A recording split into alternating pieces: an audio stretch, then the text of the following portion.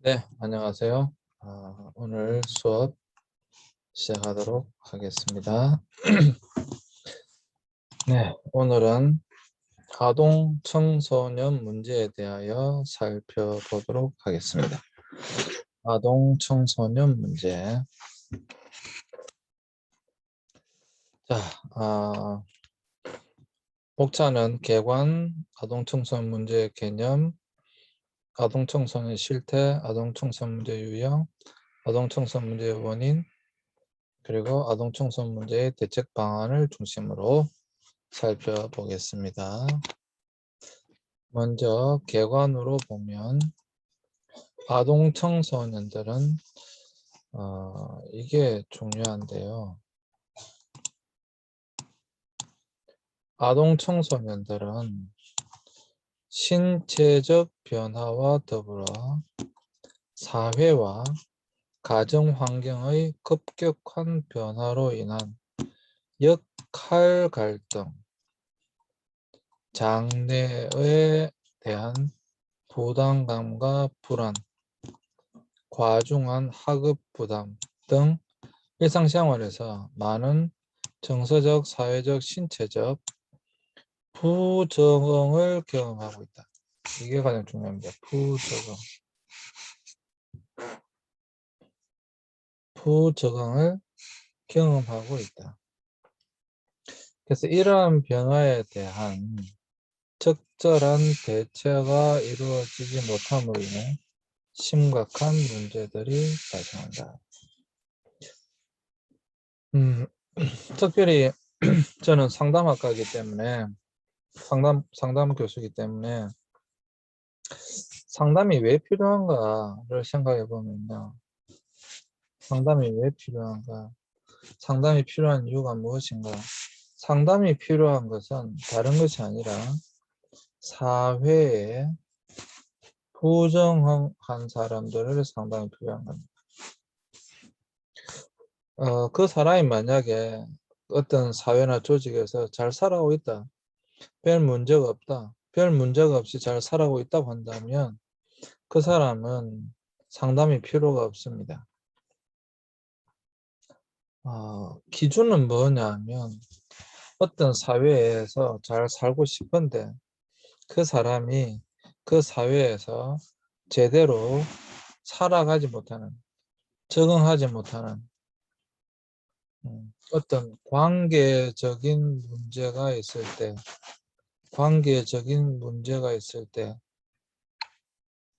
사람은 상담이 필요한 겁니다.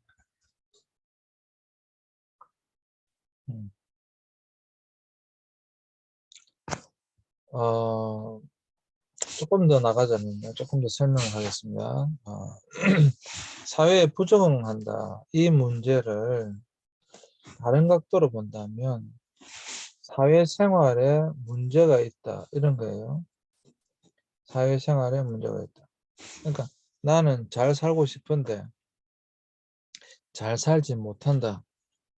나는 세상을 살아갈 때에 잘 살고 싶어요. 그런데 잘 살지 못해요. 이러한 부분에 대하여, 사회생활에 대하여 잘 살지 못할 때 이러한 그에 대해서 국가가 개입하는 것이 바로 사회복지입니다. 그러니까 어떤 대상, 만약 노인복지다 그러면 노인도 당연히 나이가 들었지만 잘 살고 싶을 거 아니에요. 그 사회 속에서 일원으로서 잘 살아가고 싶을 거 아니에요. 그런데 그렇게 잘 살아갈 수 있는 능력이 없어요. 그럼 어떻게 하느냐? 국가가 여기에 개입하는 겁니다. 국가가 개입해서 그 사람들을 잘 살아갈 수 있도록 도와주는 겁니다. 그게 노인이라면 노인복지가 되겠고, 청소년이면 청소년복지가 되겠고, 아동이라면 아동복지가 되는 겁니다. 장애인이라면 장애인복지가 되는 겁니다.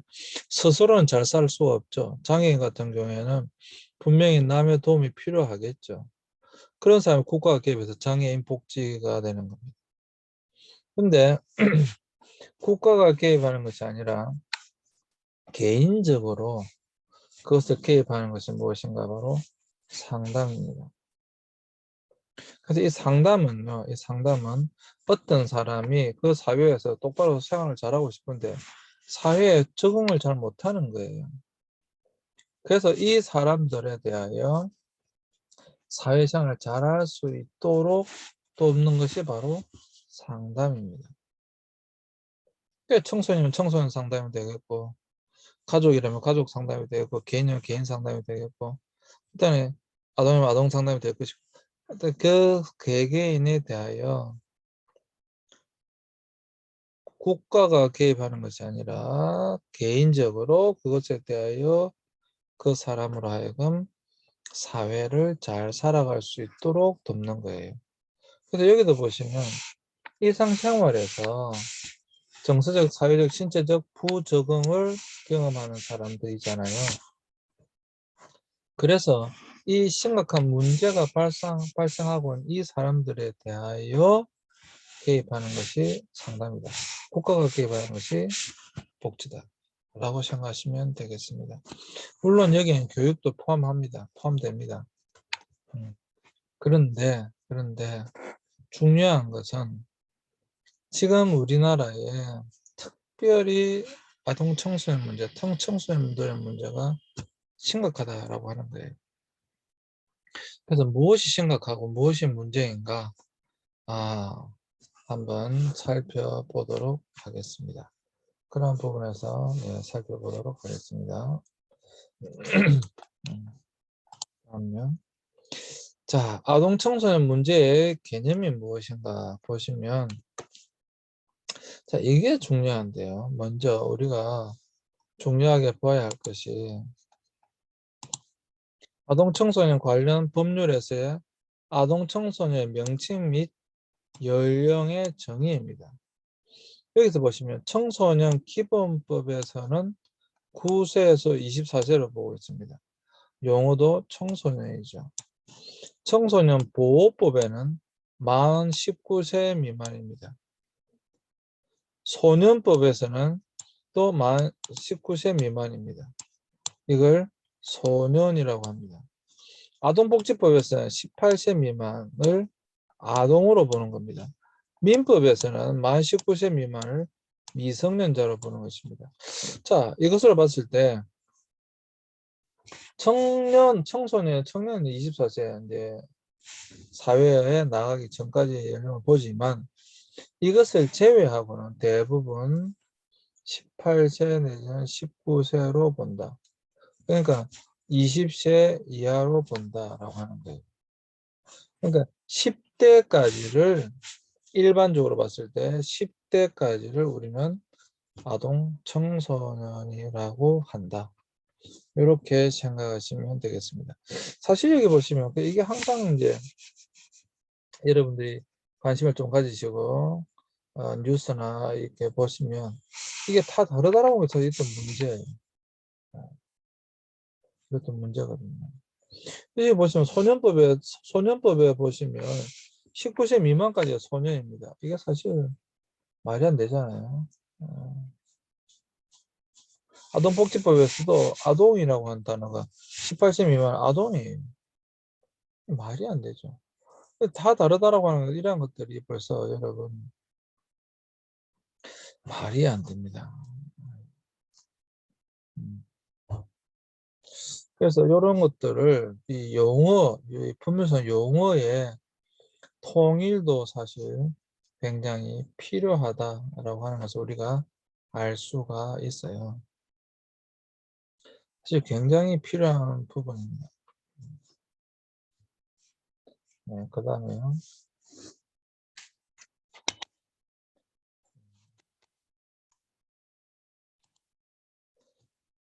아동 청소년 문제의 개념에서는 아동 청소년 문제는 아동 청소년의 비행뿐만 아니라 여기서 보시면 중요한 것이 이들의 일상생활과 활동, 고민, 가치관 등의 여러 측면에서 사회 구성원들의 관심을 초래하는 모든 현상들을 포함하는 것을 아동 청소년 문제라고 합니다. 단순히 비행뿐만이 아니고 이들의 활동이나 고민이나 가치관, 이 모든 것들을, 모든 현상들을 포함하는 것이 바로 아동 청소년 문제다라고 하는 것입니다. 단순히 비행만 생각하시면 안 된다라고 하는 것이죠. 문제는 이제 아동 청소년의 실태입니다. 여기 보시면요. 2015년 통계를 본다면 청소년 통계조사 발표에 따르면 우리나라 총인구 5,061만 7천여 명 중 청소년 9세에서 24세 기준의 비중은 961만 명으로 집계되어 1978년을 정점으로 지속적으로 감소하는 추세다라고 하는 거예요.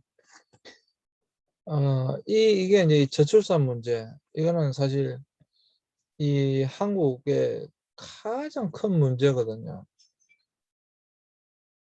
이 저출산의 문제를 해결하지 않으면 앞으로 대한민국에 사실 미래는 없는 거죠. 어떻게 해서 이 저출산의 문제를 해결해야 됩니다. 근데 지속적으로 지금 줄고 있어요. 지속적으로 줄고 있어요. 그래서 사실 이 문제가 지금 굉장히 여러분 다 아시잖아요. 1978년을 정점으로 지속적으로 지금 줄고 있다. 그래서 이는 1978년 총인구 3명 중 1명이던 청소년 인구가 요 나이대의 인구가 3명 중 1명이었는데 올해는 5명 중 1명 수준으로 떨어졌다라고 하는 거예요. 이러한 추세로 보면 2060년 청소년비 10명 중 1명이 11.4%의 수준에 그칠 것으로 전망합니다. 특별히 고령화가 되면서 사람들이 오래 살게 되니까 노인의 비중이 점점 늘어나고 청소년의 숫자가 점점 더 그 비중이 줄어들고 있다고 하는 겁니다. 사실 이건 큰 사회적 문제이죠. 왜냐? 생산 인구가 점점 더 준다라고 하는 거예요. 청소년은 그 나라의 미래입니다. 근데 이 숫자가 작다라고 하는 것은 미래가 점점 더 어둡다라고 하는 것을 우리에게 보여주고 있는 거예요.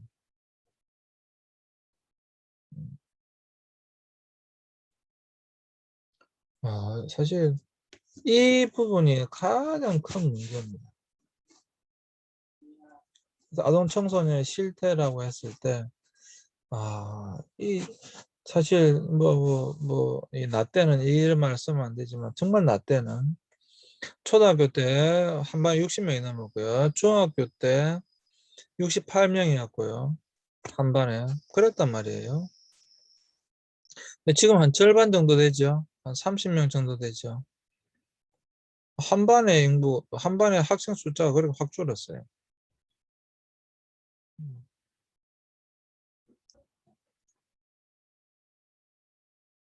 이거 어떻게 해결해야 될까요?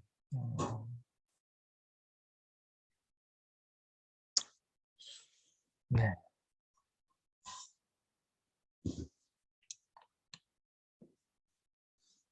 자, 아동 청소년의 이 청소년 인구를 보시면, 자, 여기 여러분 한번 보세요. 1970년에는 총 인구가 3,224만 1,000명이었는데 그때 당시에 9에서 24 청소년의 아동 청소년의 나이 분포를 보면 1,133만 명이었다라고 하는 겁니다. 1978년도에 와서는 정점을 찍었는데 인구가 3,696만 9천 명이었는데 아동 청소년은 1,364만 7천 명이었다라고 하는 거예요. 3분의 1이죠. 그리고 1980년에는 3,812만 4천 명이었는데 여기에는 1,400만 5천 명, 1,400만 5천 명이었다라고 하는 거예요.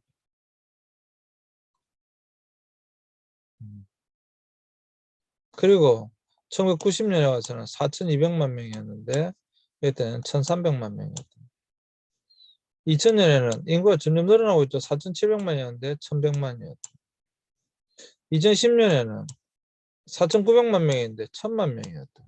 지금 인구는 보세요. 점점 더 늘어나고 있는데 여기서부터 어떻게 됩니까? 점점 줄고 있어요. 2015년에는 인구가 5천만 명이었는데 960만 명, 이제 1,000만 명도 안 됩니다. 2020년에는 5,140만 명인데 840만 명.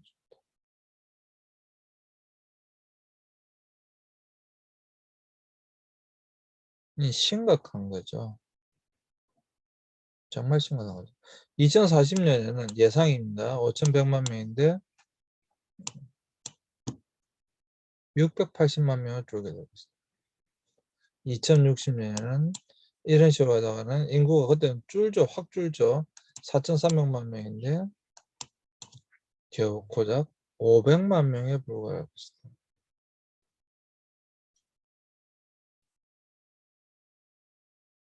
이거는 단순히 계산이 돼요. 여러분 보세요. 500만을 나누기 여기 15 내지 16년이잖아요. 15로 나눠볼까요? 그냥? 그럼 뭡니까? 3으로 하면 45, 5, 33이잖아요. 33. 한 해에 태어나는 숫자가 33만 명 정도라는 거예요. 한 해에 태어나는 숫자가 33만 명. 한 해 숫자 33만 명. 제가 알기로는 지금 30만 명대가 무너졌죠.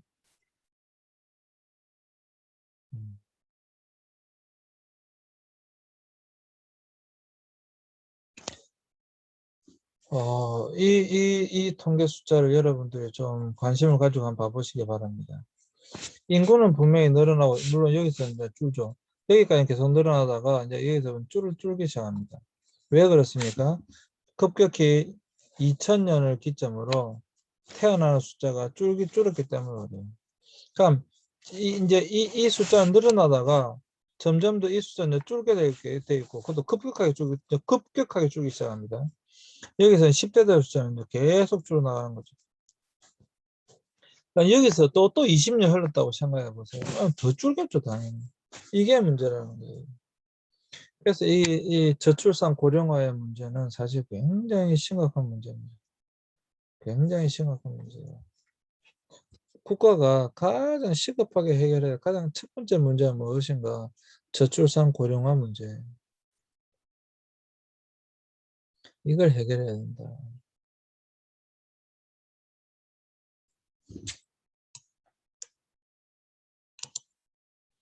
자, 아동 청소년 문제의 유형으로 본다면, 자, 이게 이제 실제적인 문제로 들어가서 우리가 살펴봐야 될 것인데, 아동 청소년 문제에는 어떤 유형이 있는가?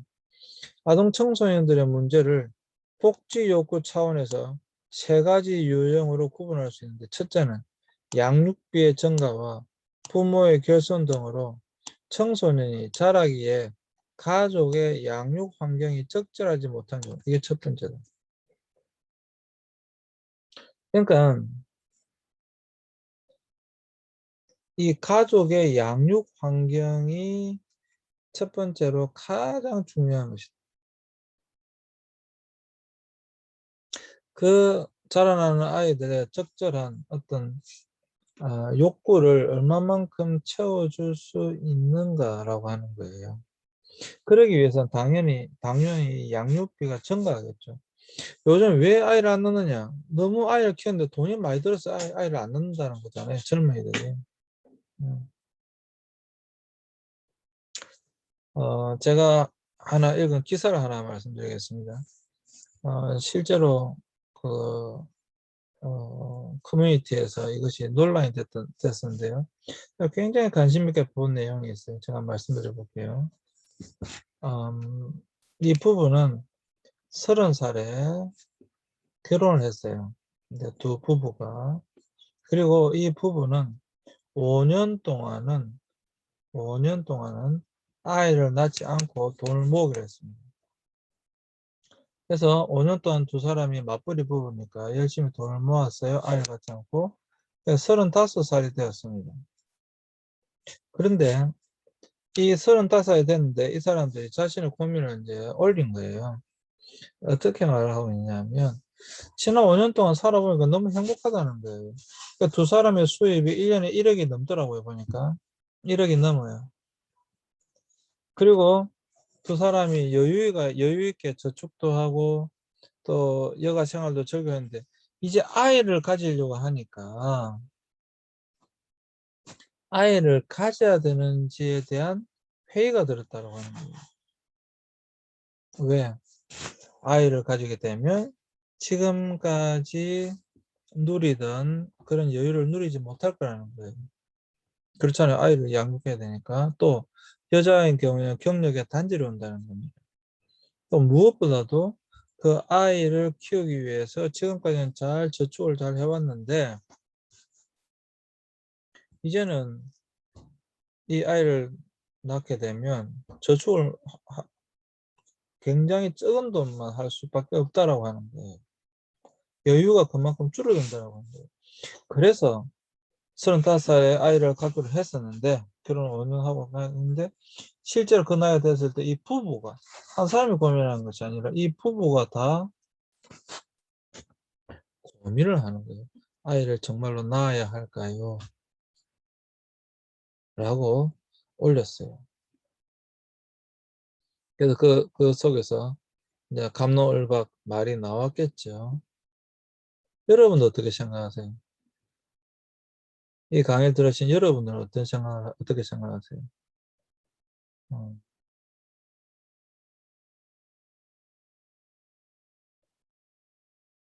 그래서 이 부부를 비난할 수만도 없죠. 지금까지 자신들이 누리던 여유로운 생활을 아이로 인해서 포기해야 된다고 생각해 버릴 수 있다는 생각이 듭니다.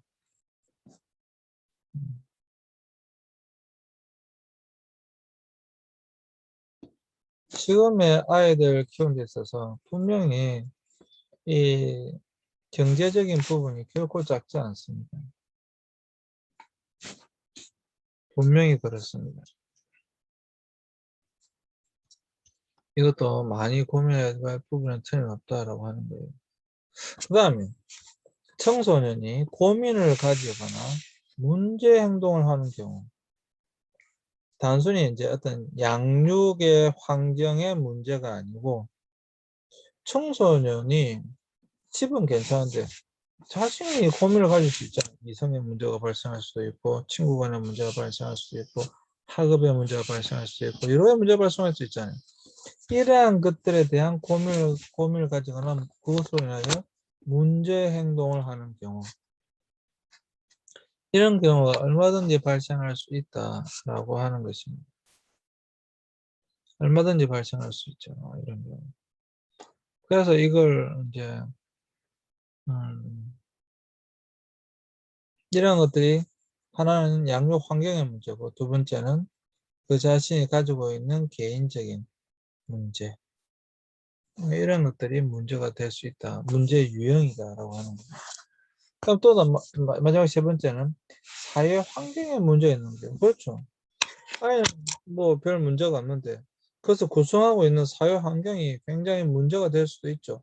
예를 들자면 지금 시리아 내전처럼 계속 전쟁 상태다. 그건 당연히 문제죠. 그렇죠. 예. 그리고 사회가 굉장히 불안정하다. 그것도 분명히 문제죠. 어이구, 제가 그 공부하던 시기는 항상 80년대에 늘 데모하던 시기였어요.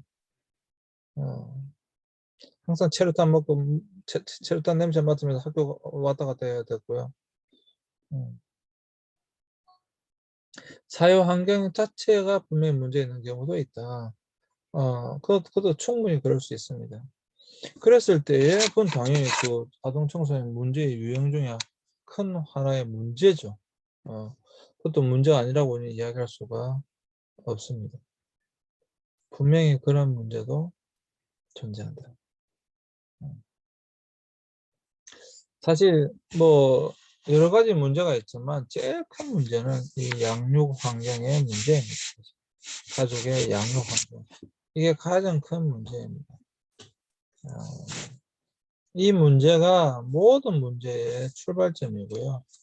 그 다음에 이제 다른 문제로 넘어갈 수는 있었겠지만 사실 이 양육 환경이 적절하다고 한다면 많은 다른 문제들은 해결할 수가 있는 부분들이에요. 사실 충분히 해결할 수 있는 부분들이다라고 하는 것입니다. 네, 이제 잠시 쉬었다가 또 2교시 수업하도록 하겠습니다. 잠시 쉬겠습니다.